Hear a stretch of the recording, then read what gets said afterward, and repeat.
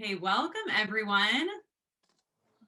If you're here for the La Jolla Learning Works Parenting Workshop, you're in the right place. Hello. I'm going to ask everyone to turn their cameras off, just so we are going to record this and share it out for anybody who isn't able to attend tonight or this afternoon.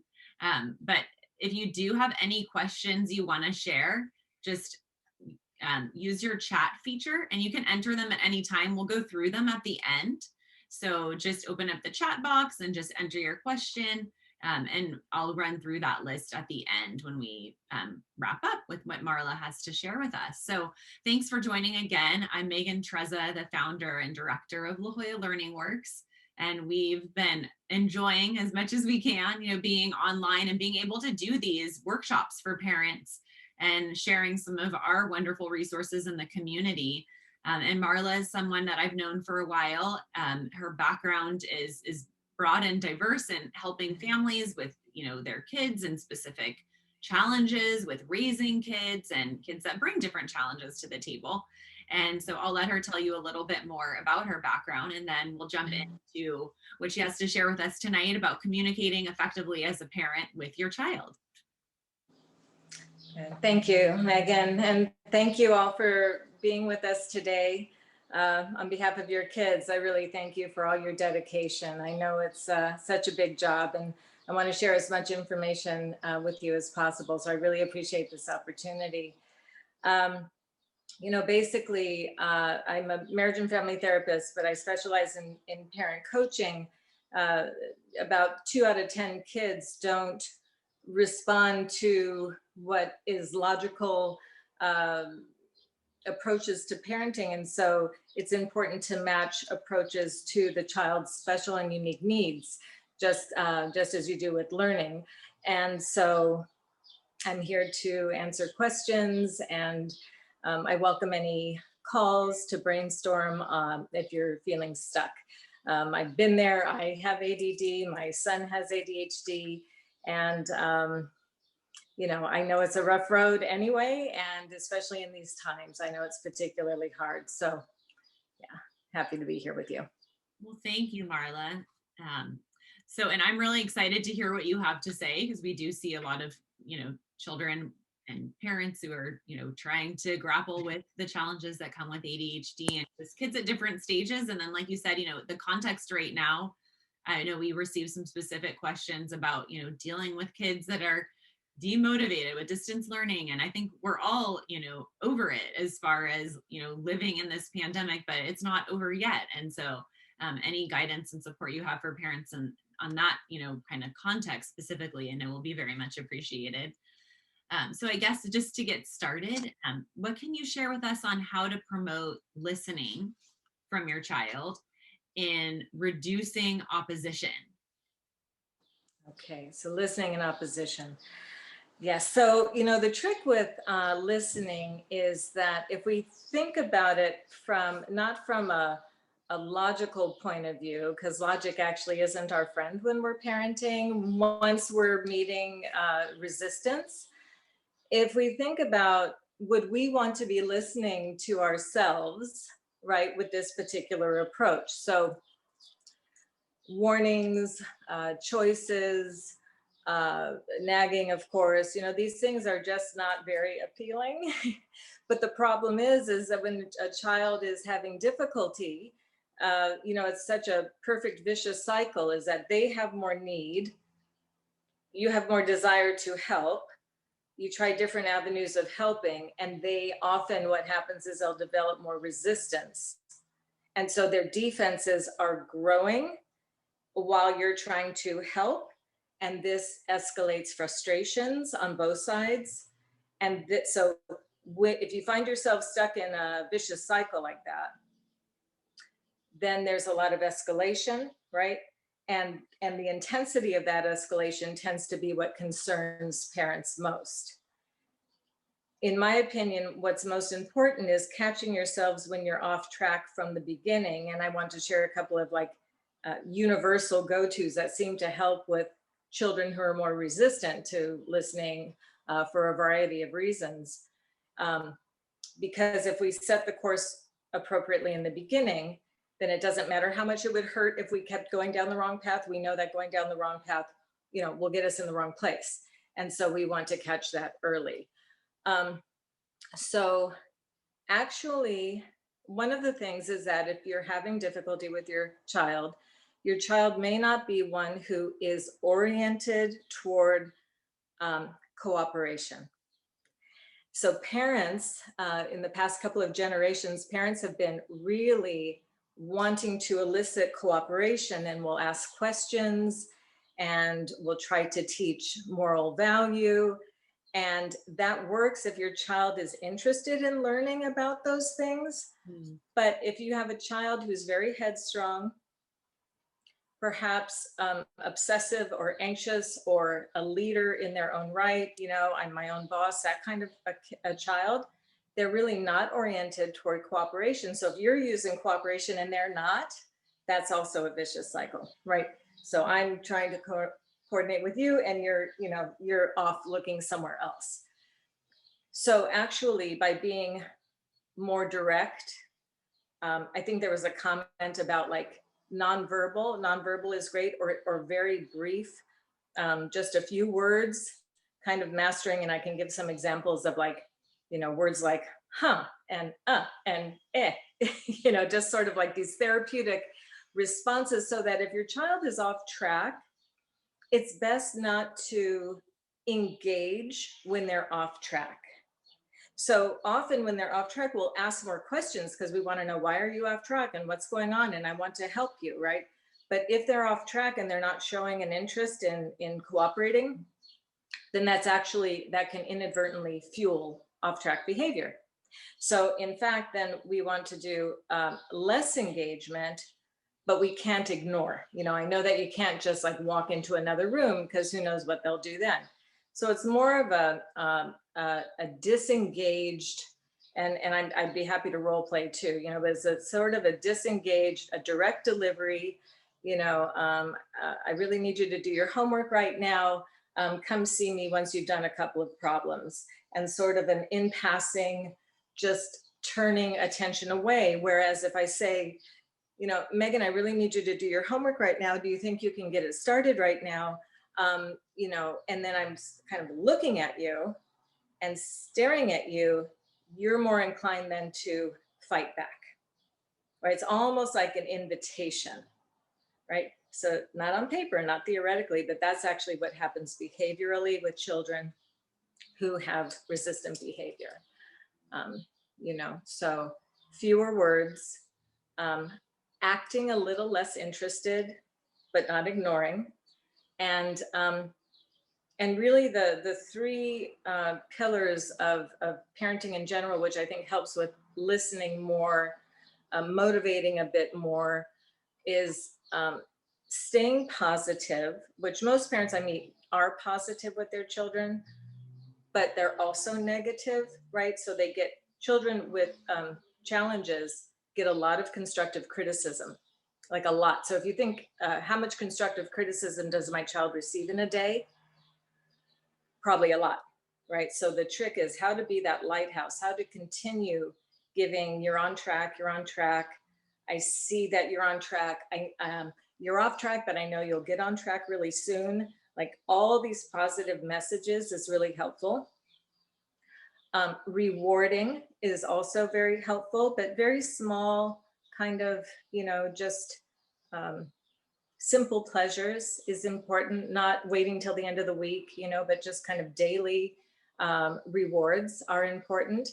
And even when it's kind of a half success. So if you have a child who melts down over homework or reading or something like that on a regular basis, and then they melt down a little less or a little less loudly, or they reset faster, that's a really important thing to reward as well, right? And then finally, to move away from a punishing or a takeaway system and more toward earning and or kind of making amends, right? Where they can make up for any negative behavior versus being punished in a way for negative behavior. So those are the three kind of principles that seem to motivate children more and make us more interesting to listen to, because they already know that we're in charge and we're experts and we're trustworthy and we know what's going on. But the thing is, when we seek cooperation, it's as though we want to engage in a conversation that they're not prepared for, that they're not showing the judgment or the interest in, and but they'll have like kind of a fight instead of an actual genuine conversation, if that makes sense. Does that make sense? Yeah, Yeah. absolutely. Can I ask you to just recap the three principles again? Oh, Just sure. kind of briefly recap. Yeah. So it's staying positive, um, with the absence of negativity, which is kind of an art form, right? Like, so if I say, so it's staying positive, it's with the absence of negativity, kind of refusing to go into a negative comment, even if it's a logical, not a nasty comment, but just a negative comment. It's rewarding, and especially sort of what I'll call like a half success kind of behavior, or a behavior that's actually not desired at all, but it's better behavior than average. Yeah. You want to reward that or notice it in some way. And then, and I'll say a little bit more about the reward thing. And the third is to have them make amends or somehow make up for the negative behavior and what it cost you, versus a punitive, take away, punishing, or guilt trippy kind of approach.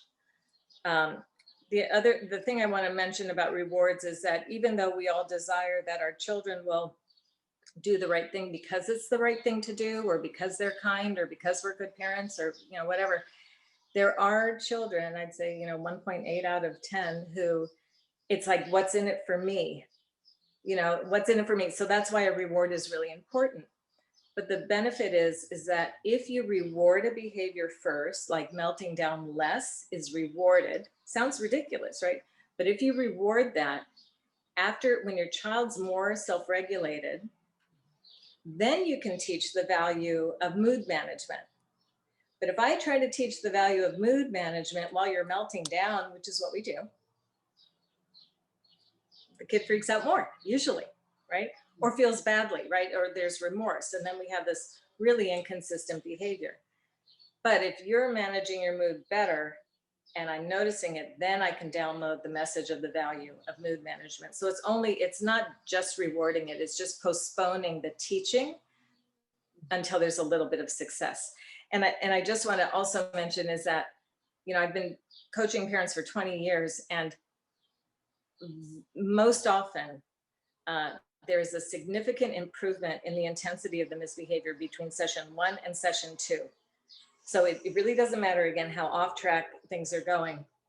It's that these techniques make some difference in a household. So they're pretty, despite age of child or the issue itself. So these are kind of the standard approaches that are helpful. How much does a parent's state contribute to, the child's reaction? And by that, I mean, done a lot of training around mindfulness, and I have a 3.5-year-old I'm parenting at home, and I try to do a lot to stay calm myself. What would you say is that kind of paradigm of like, you escalate, they escalate, or they keep escalating to try to get a rise out of you if you're not escalating with them, or does it tend to work if you can stay calm, then they will like kind of reduce their affect? Yeah, super, super, super good point. Definitely, these children tend to be very astute. And another vicious cycle is that when you're least available, whether it's emotionally or you're busy or something else is going on that's calling your attention, they often can escalate because they demand, it's like, oh, there's less of you, I need more of you. Mm-hmm. So that can be, so the value of mindfulness practice and things is to have a little extra space. That if you can do a 3-minute meditation in the car before, going into the house, then that can provide a little extra, buffer for that kind of, for that approach, for the child's engagement. Feeding yourself first and then having it available. So 100%. I agree with that 100%. Also, though, because we're not, that's an ideal, right? Is we want to, uh, so in lieu of that, if you come in neutral, so if I come in like, I'm sorry, I can, I've had a really rough day, dog. I've had a really rough day, and I really appreciate your cooperation, and thanks for that. So I could come in with some energy that I'm not kind of in a loving open space, so I can come in with neutrality and a direct approach, right? Mhm. So so a direct can also balance. But if you're coming in tense, or I need more cooperation, that's going to be harder. Or Yeah. I need some time away from you, that's going to be harder. Yes. Yes. That's okay. We get it. Well, thank you for, I think that explains really well a different approach to what would be, and I'm picturing, these scenes and, dealing with a growing toddler is very strong-willed and, in a moment, where she might be telling me, no, no, or I don't like you, or I don't like what you have to say. And I don't know where she gets all this from, but, she pulls out everything that I would think I wouldn't deal with until she's a teenager. And, Right. I Yikes. know that if I engage with that, it just spins. But if I, you know, kind of smile and, go, oh, okay, okay, well, Yeah. let's talk about it. Let's talk about it later. You try what you need to do now. And, when you cool off, we can talk about it. Awesome. Yeah, yeah, it works a lot better that way, for sure. So much better, right? And you're also giving her that road. You're showing her, go this way and I'm available to you, Yeah. right? And so you're also guiding it, and so that's brilliant. That's exactly, you're being very brief with the misbehavior and you're guiding the positive. Awesome. And another like application, if this is helpful to everybody, listening from home too, of this, we've dealt a lot with sleep and having a toddler, and it did get to, having these like early morning wake ups. And if you don't get out of your bed, then this as like a punishment, right? Then there's no TV. And, and I had to circle back around with my sleep coach who said, hey, just make sure that the way you're approaching it is with reward for the good behavior instead of a punishment for the bad behavior. Just like you're saying too, right? And my husband and I were both stuck in that trap where we're like, all right, no TV, no TV. And she's like, okay, that's fine. Great. I'll play with my toys instead. She Oh did. my goodness. And that was her response, I think, to us saying, like, I don't like engaging with you in this mode. And as soon as it shifted to, hey, if you can stay in your bed until your green light goes on, because we have a colored alarm clock light, if you can stay in your bed or in your room at least quietly until your green light goes on, you can have TV time when you wake up. And that communicating the exact same thing, or being the exact same, situation of TV or no TV, just the way it was communicated, totally different response. And we went literally from having these like awful like 5 a.m. wake ups to like a 6:30 in the morning wake up in a matter of days, with just that. Right. Now you have the power to earn something that you want by doing something good. And we're giving you that choice. You can choose to not, stay in your bed, or, not wait till the green light. And then, you're missing TV. But yeah, it was like, then she wants to, be approved by us, right? She wants to receive that approval. So that's the approval, and it fits in with that what's in it for me kind of reward orientation. That's awesome. Yeah. So and they learn very quickly. Children really, you can think about, so typically it's like, there's a big escalation and a parent loses control, or, gets really upset, and then there's a reset. And so a parent can think that the escalation is what resets the child. But I don't think it is. It's really that the parent really means it. So at the point when they know there's no other way to win, that's the point. And that's why change, even a behavior that's gone on for months and months or years, can turn around so quickly. It's because, I'll go through the door that's open. I'm not going to keep bumping into the wall, right? And so, so I recommend that you just reach your limit way early, right? So instead of giving warning, warning, warning, warning, I think there was some comment about 10 warnings or 3 warnings. So, I actually recommend either 0 to 1 warning maximum, because, if you find that it's helpful, that's great. But usually it's that if they're not, we want them to listen right away and get used to listening. And if we give warnings, it's as though we're giving them a pass for not listening, right?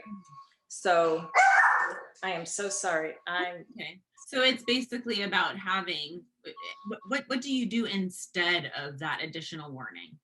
Yeah. So there are lots of families, even though it isn't part of the approach, to do timers and things like that to kind of externalize it. Some people do, like some kids really kind of need that if there's more obsessive quality or anxiety. But if it's more headstrong, and not listening, then I don't recommend even timers. But what I recommend instead is, I call it getting into the kiddie pool. So for example, child's on, I think there was a mention of screen time or watching a show, and they're supposed to be doing homework, right? That's classic. Yep. So getting into the kiddie pool, the normal way is to prompt them to do their homework or to get upset with them for not doing their homework. That would be normal, right? But it doesn't make sense if that doesn't work for you. So instead, getting into the kiddie pool would be actually joining your child, sitting next to your child, and watching like 30 seconds of the show with them, or 20 seconds, maybe making a comment about the show, but something which shows them you don't need to get defensive right away because I'm actually joining you.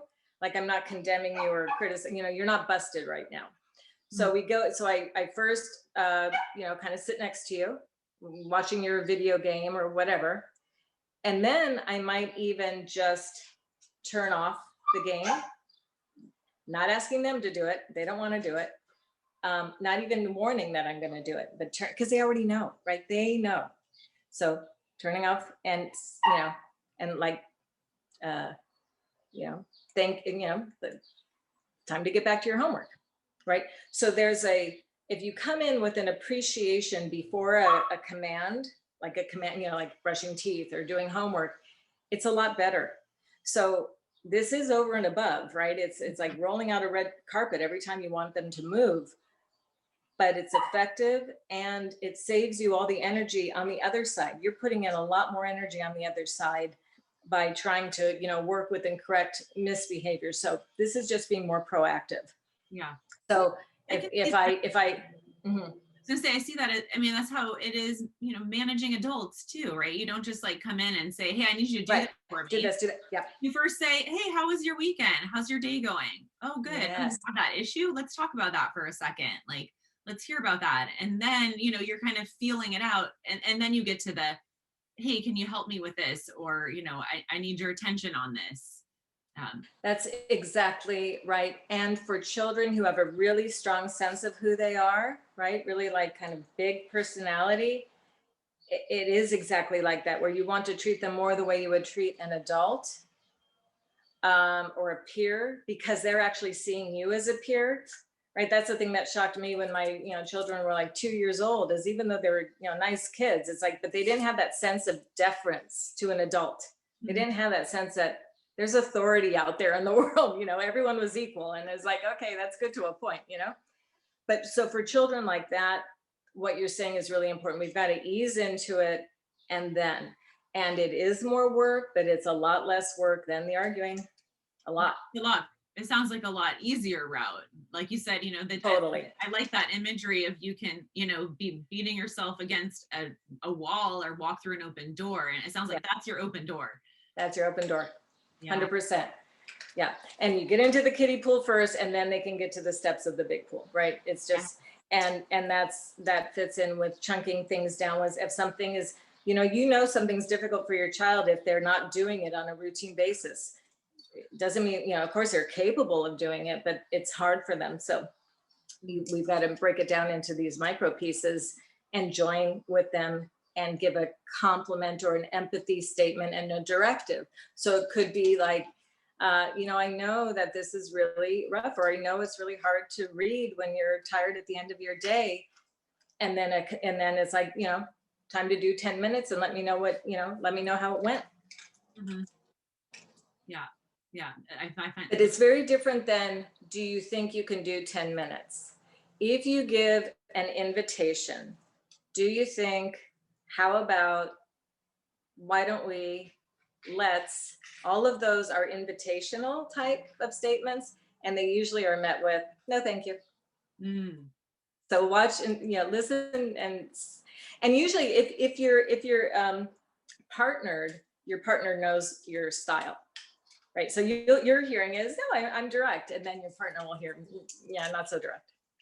Interesting. So we Yeah. we deal with that like just in our ed therapy sessions when we're working with students and going through exercises. It's very specific language. You don't say, hey, can you spell this word? You say, okay, now spell blah blah. Okay, yeah, come in, just like that. Difference. Yeah. Yeah. So That's interesting. and that's important, because I think what happens is parents don't want to be kind of come down hard or restrictive. And so we have this notion that if we say, okay, do this, okay, do that, that we're being some kind of a insensitive parent, right?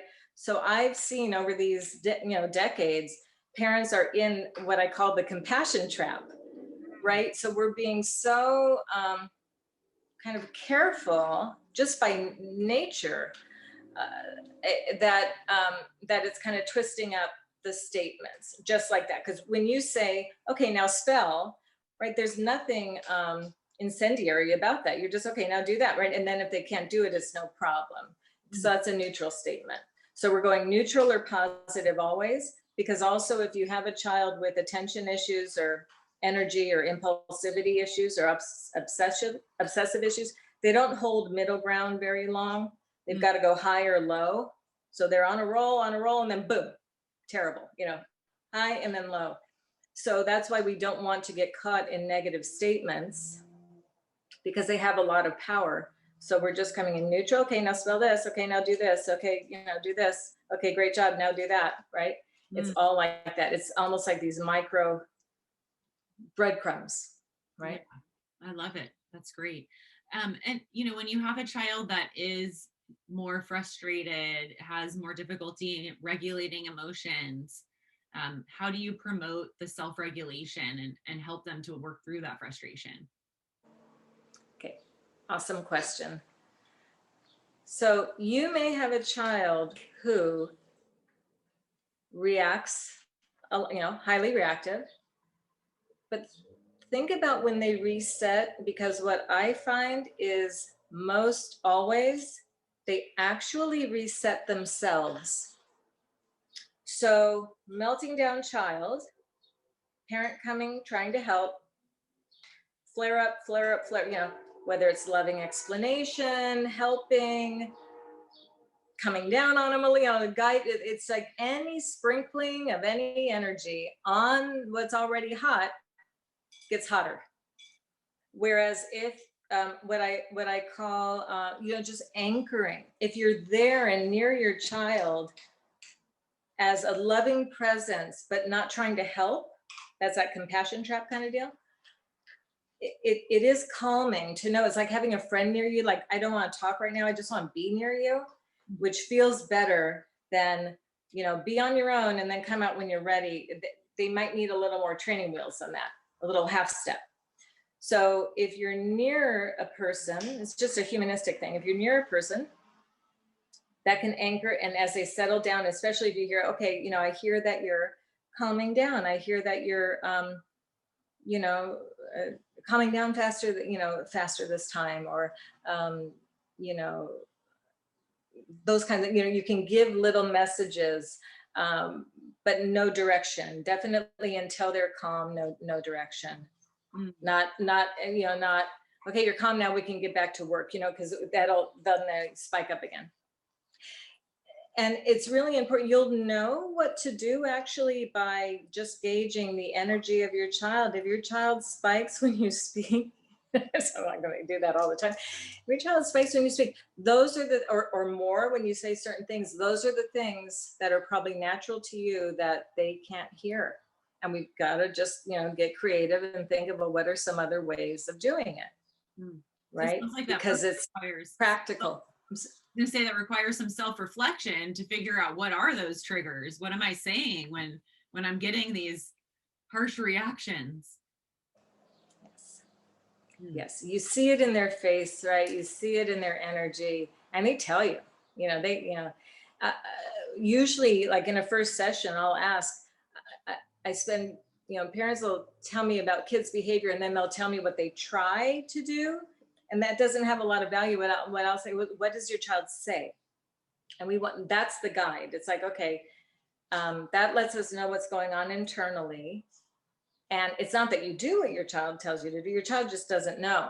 But sometimes we expect our children to know things about themselves that most adults don't have that kind of reflection and understanding. And it's just that we don't know what to do for them. We assume they do, they don't. And then it gets really rough. Mm. Yeah. Yeah, absolutely. So, could you boil down to us, like you mentioned earlier that you have some top recommendations, just what would be like a crystallization of your top like 4 to 5 recommendations that seem to be universally helpful? And if you have anything that kind of slants more towards like teens and older kids, like more specifically, or towards like the younger kids, you could kind of let us know around those, how that works. Yeah. Um, So definitely those first three, because even if I see a family and then they come back a few years later or a few months later because things were going great and then they fell apart, I always ask those first three. Are they doing positive recognitions? Are kids getting rewarded, on some level? And do they have some skin in the game, right? Instead of like lip service or words or talking about stuff, like, are they actually making amends, paying back, okay, clean slate, and now moving forward? Like everything's about moving forward and not a lot of discussion about what's off track. We don't want to energize what's not working. It's not working, right? And the children won't share much insight into it. They really aren't capable, and it's kind of upsetting to try to figure that out, right? So those three things. When a child needs self-regulation, they actually do self-regulate. So be an anchor, a silent force or presence, right? Um, and then compliment them for resetting. Give them credit for it. There can be times that you actually line up a success for them. Still give them credit for it, because we want to nurture the seed in them that says you can do that thing. So I want to give it an example. When I started this program 20 years ago, I was trained myself in this, which is called the Nurtured Heart Approach.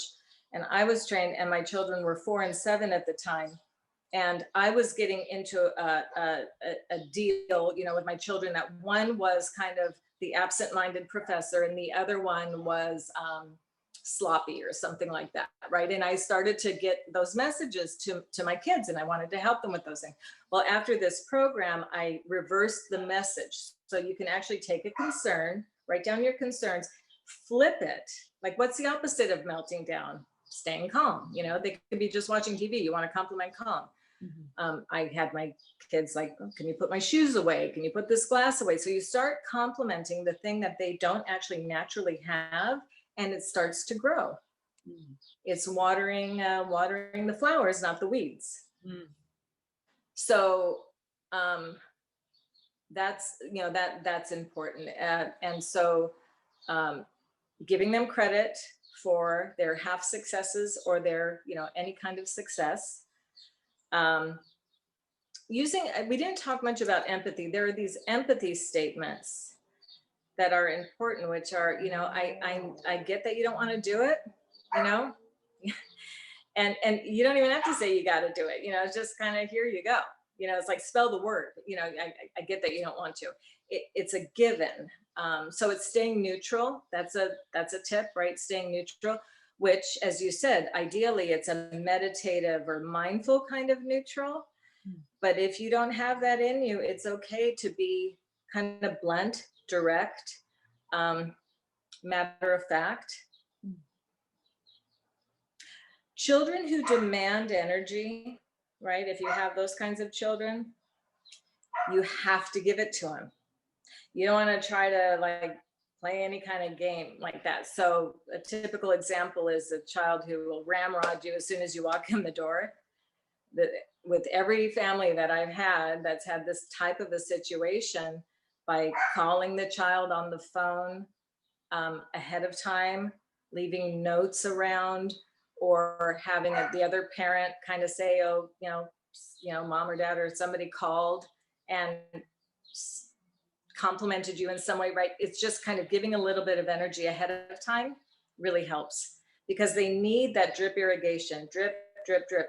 They can't go very long without feedback, right? That's that, they'll drop down, because if they don't succeed or if they resist, they're surely going to get your energy and attention. That's the problem. So we have to do drip irrigation to keep it going. Interesting. Okay. I want to kind of get into if we have a little bit of time to talk about how to motivate children. Do you have any? Yeah, like there was motivation and something else. And see, this is really hard. So I think, motivation truly comes from within.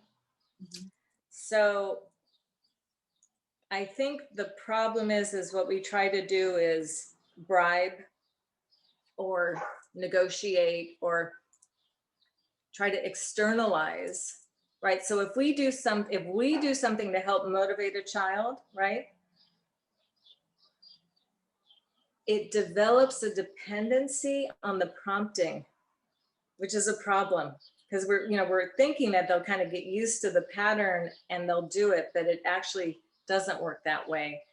So I think that I prefer that they do it, spell the word, do it. They get compliments for doing what they need to do. And because that feels good, that motivates them. Because there's a reward, or kind of like with your daughter, right? The reward of when I behave in the ways that my parents need me to behave, my world works for me. It works for me because I get to earn screen time and shows and maybe a different dinner than what the family's eating once in a blue moon, or sleeping in the fort, or whatever the lifestyle is. But it's sort of like I get to navigate my life. And again, if a child has a big ego or big presence, they really want to navigate their own lives, right? They want to do that. So the motivation is almost through, I call it like the job description, right? You're just lining up, this is what it is, right? This is what needs to be done. You figure it out. I'm not trying to motivate you. I'm not trying to help you. I'm not buying into the issue that it's a problem for you. I know it's a problem, kind of, but I'm not going to, engage with the fact that it's a problem. I trust you to figure it out, and they figure it out. These kids are really smart, right? I mean, they're really smart, but they have to engage a different strength, and maybe even develop something else inside of them. Yeah, so it sounds like in some cases the issue with motivation is that parents are, with the best of intentions, actually stifling motivation from being created, in that sense of turning it into an external, instead of allowing the child to kind of cultivate that sense of success for doing something on their own. Yes, I think that functionally that does happen. As you're saying, it's inadvertent, and it's not even necessarily a cause, but it is a phenomenon, right? There are certain children that have these energy or relationship challenges, and as a result of that, we try things, and then and it doesn't work, right? And it can demotivate. It just gets us off track. I picture a train, and the train's moving forward, and we're only interested in it moving forward, and a kid falls off the train. And instead of running, getting off the train and running into the thorns, also, we just kind of stop the train, kind of, wait for the kid to get back on, and then move forward again. It's all about moving forward. So So that's like, yeah, yeah, I know you're tired. Here's, go check your list. And I do like externalizing is helpful. So if you're delivering the message, they can try to engage you in some kind of a struggle, power struggle. If it's, oh, I'm not sure what you need to do next, go check the list, right? Just go to, then they have to go and, you know, get into the habit of checking lists, which is actually very helpful for kids. Yeah. Yeah. Mhm. Well, thank you. So with our last 15 minutes, do you mind if I just kind of give you like a few like kind of rapid fire questions of like the more Yeah, go for it. Yeah, love maybe it. some of it maybe like kind of repeating points, but I think it does come down to it being, you know, a set of simple things to do, but Yeah. hard to do in that sense of it really is a behavioral shift and it requires a lot of consistency, right? Yeah, Um, it's simple, not easy. Absolutely. 100%. yeah, Yeah. a lot of things are like that. Yeah. So, first of all, just to recap on your three principles that we discussed around staying positive, with your language, and not naming the negative as much, rewarding, those incremental success steps rather than looking for a final outcome. And then having a positive reward system there so the child's actually working towards something they're earning rather than something punitive. What would you title that? The three principles of what? Well, that actually is, my mentor is Howard Glasser, and he developed this approach about 25 years ago. And I was in one of his, there were 8 therapists in a training session, and it's the nurtured heart approach. So these are the principles of the nurtured heart approach. And I've been using this clinically for 20 years. So my spin is a little different on it, but it is the nurtured heart approach. And so you can check that out. There are workbooks and all kinds of things like that. Um, what's wonderful is that if you have more than one child, these approaches work with all kids, but only some kids need it. You don't, other kids don't need for you to do it, but you can, this can be a universal approach. But something that you just mentioned that I want, okay, I'll get back to it. There was something you said that I wanted to reiterate, but I'll get there. Around the positive language, the first step. No, Okay. Well, maybe we'll hit it. it'll come back. So someone's asked about how do you stop things from escalating when you're working against a deadline, usually homework, which is, I think every parent can understand, like we're getting towards bedtime, like we only have so much time until this child's going to like be physically too tired to do more. And feeling like you don't have time for a cool off break. What's the answer to that? Well, these are all I can say are the things that I find help if you keep them in mind. And one is, and it's very unfortunate and it feels counterintuitive, but the thing is when you're up against the wall. So like morning usually is a big issue, morning, getting out the door, or homework, or bedtime. It's that when you're up against the wall, your child can work you. And it's not intentional, but the pushback and the resistance, they're also aware that you're up against the wall. So they have more, kind of latitude that way. So less is more. And I also find that I think it's important, dedicated parents, we are really willing to do so much for our children, but I find in these cases, I would have had a hard time doing this, but it's best to just not address it, leave it alone, see what they do, write a note to the teacher, ask the teacher, please address this with my, with the student. And because that's usually, coaches and teachers, we're trying to wear all the hats. We're trying to be the therapist and the coach and the teacher and, the doctor. And it's really too much, right? So I would actually elicit the support. You have a support team. If you have a high need, high demand kind of child, you have a support team. And I really recommend that you outsource something like that. But here's the other thing. I find that usually they know they'll rush through at the last moment. So there could be argument, and then they rush and they do it. So I would experiment with dropping the rope early and seeing what they do. If you have a child who's going to make sure they get it done, just drop all the arguing. If you have a child who's not getting it done, they need extra help, but it's not from the parent, it would be from the school. Yeah. And it sounds like what you're saying, which I tell parents too, is let your child experience the consequence.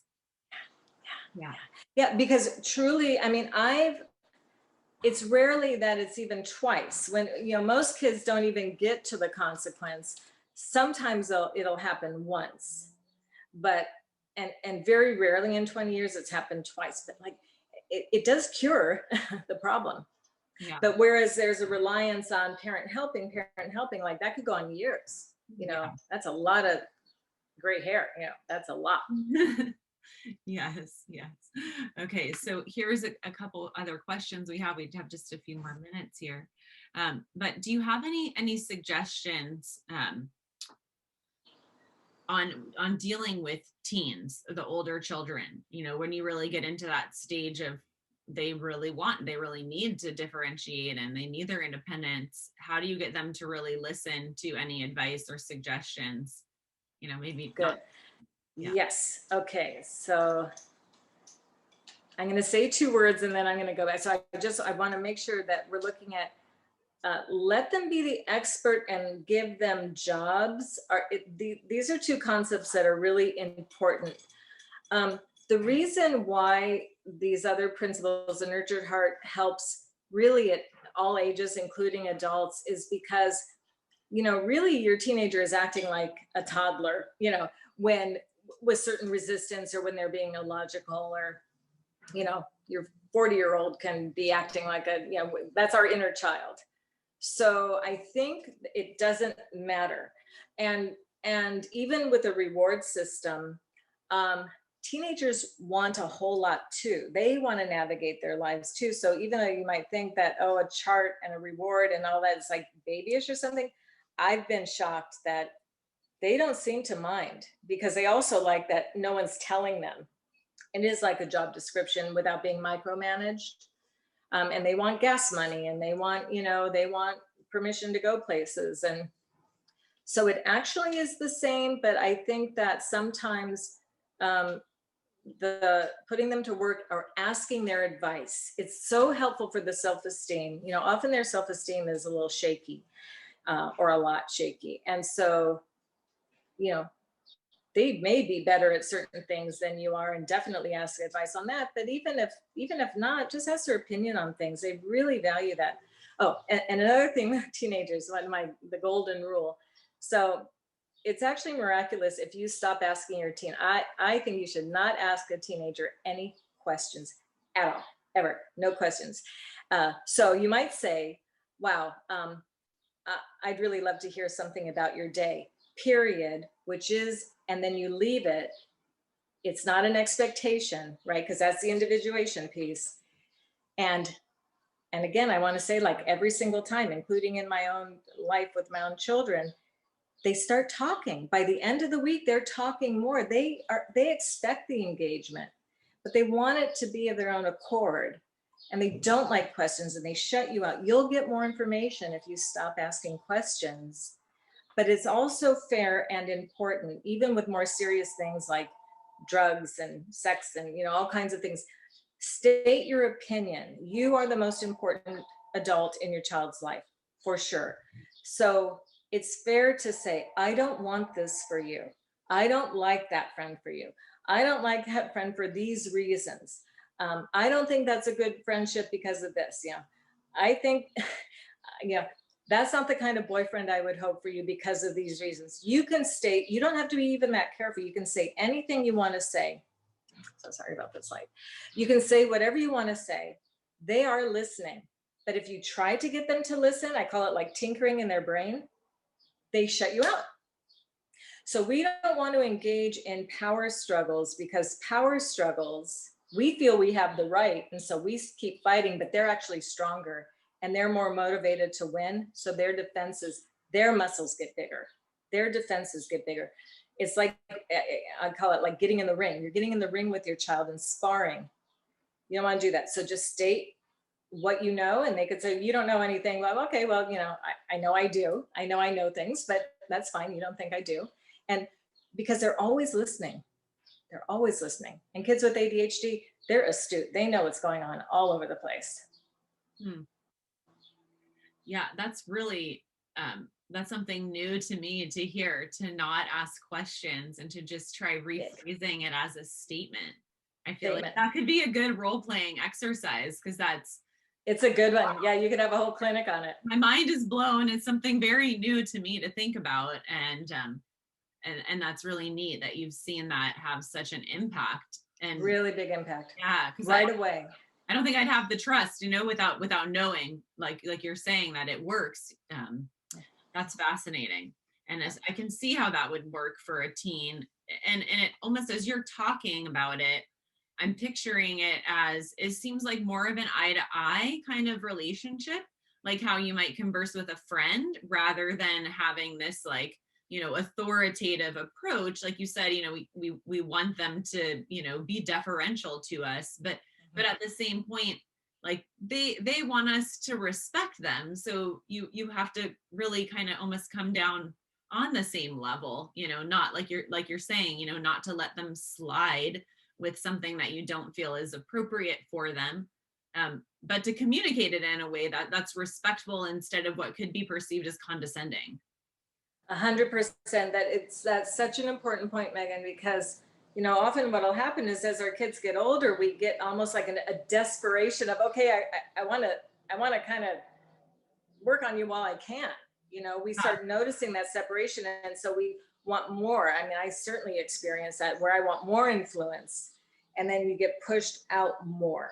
So that's why it's important to state your opinions, because if you're just sharing your opinion, and as you're saying, it's more like a peer, it's implied that you respect their individuation.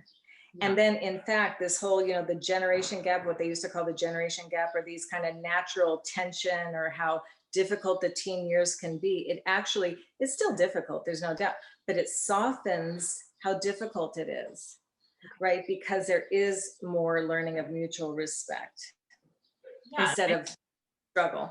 Yeah, that makes so much sense. If I think of a friend, I think of, being in early 20s, having a relationship that wasn't good.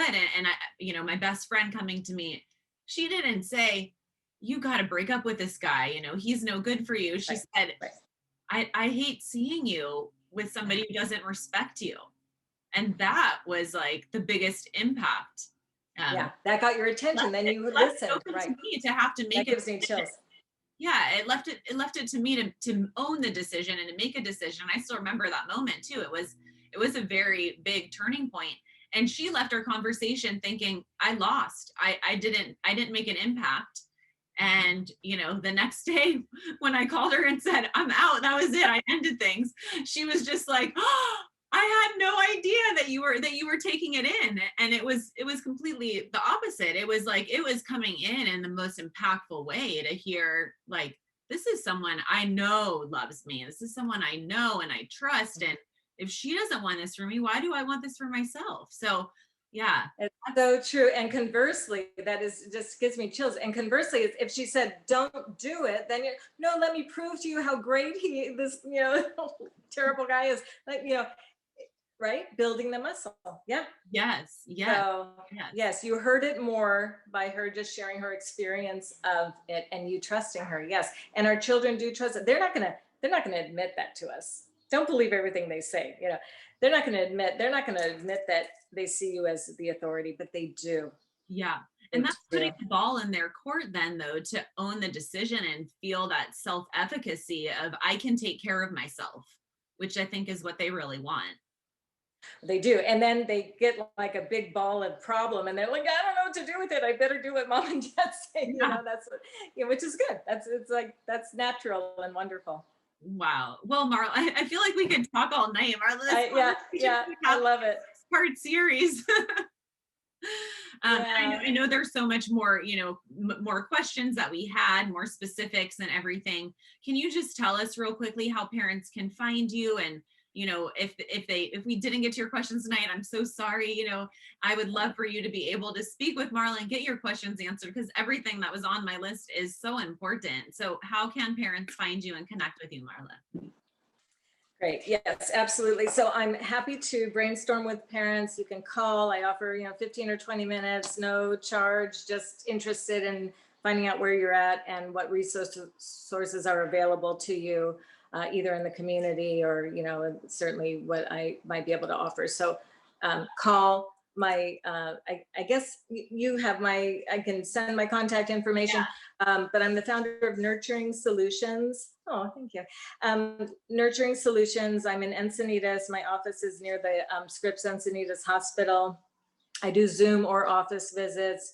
The parent coaching component is 3 or 4 sessions, kind of weekly. It's like a reset boot camp. And then maintenance is optional for parents, but that's kind of, all the things that we talked about today is just, and then more tailored to the situation that you have. It's important to match parents' personality and the child's personality also in what's recommended. So I appreciate this, and happy to talk at any group meeting. I just really want to support parents. Well, thank you so much for being Thank you and sharing your insights. It's been wonderful. And been really fun. Thank you. Sharing the video, we'll send out an email and we will include your contact information so people know how to connect with you. And that's great to know that you can give a little complimentary, conversation just to get started, see if it's a good fit, 100%. how you can help. Yes. Okay, that's what I'm here for. Everyone for joining us, and thank you guys. Night. Have a good night. Good luck. Okay. Bye. Thank you. Bye. Thank you.